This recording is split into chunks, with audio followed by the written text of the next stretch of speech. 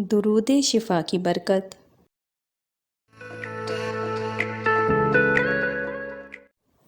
اللہ تعالیٰ نے کوئی بیماری بغیر علاج کے نہیں اتاری ہے۔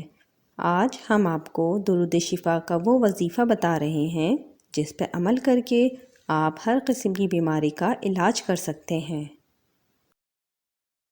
اور وہ درود شفا یہ ہے: اللہم صلی علی سیدنا محمد طب القلوب ودوائها وعافیت الابدان وشفائها ونور الابصار وضیاءها وعلی آلہ واصحابہ وبارک وسلم۔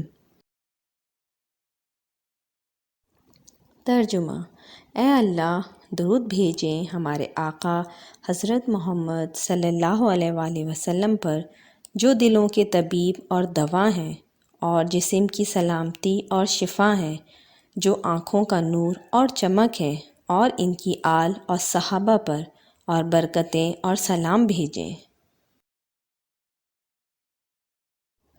جو شخص کسی بھی بیماری کے علاج میں ڈاکٹروں، حکیموں سے تنگ آ چکا ہے، اسے چاہیے کہ خلوص نیت سے جمعرات کو اس درود پاک کو 33 بار پڑھے۔